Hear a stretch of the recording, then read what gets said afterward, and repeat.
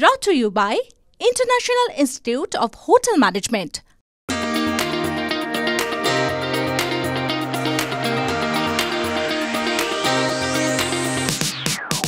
আয়কর পরিকাঠামোয় বড় বদল।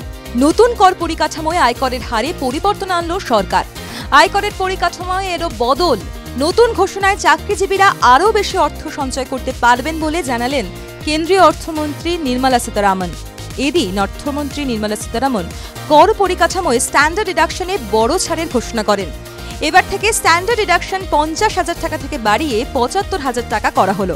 এতে আরও অর্থ সঞ্চয় হবে কর্মজীবী সাধারণ মানুষদের। পেনশনভোগীদের জন্য সুখবর, পারিবারিক পেনশনেও মিলবে ছাড়।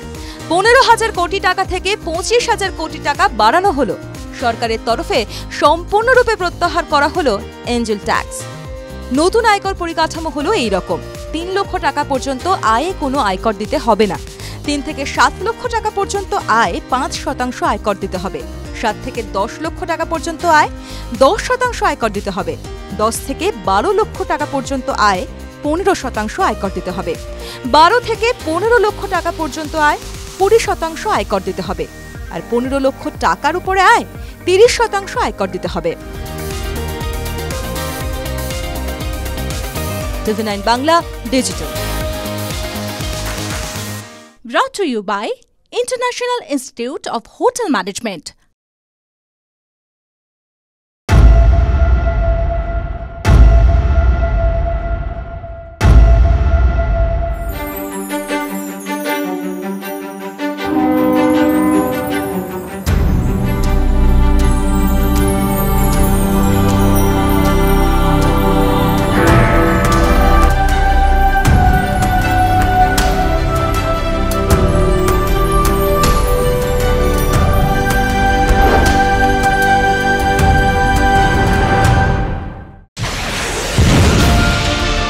রাজনৈতিক তরজায় টকশোয়ের হট্টগোলে হারিয়ে যায় কিছু গুরুত্বপূর্ণ খবর। দেশ বিদেশের না জানা খবর যা চমকে দেবে আপনাকে। সেই খবরই নিয়ে আসি আমি আপনার সামনে। আমি অনির্বাণ চৌধুরী। দেখুন স্ট্রেট কাট সোম থেকে শনি রাত 10টায় TV9 বাংলায়।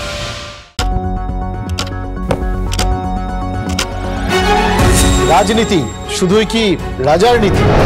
রাজা উজিরের চোখে নয়, আপনার আমার চোখে সমাজের ছবি। কঠিন কথা সহজভাবে না বললেই নয়। প্রতিদিন রাত 9টায় TV9 বাংলায়। TV9 বাংলা না দেখলেই নয়।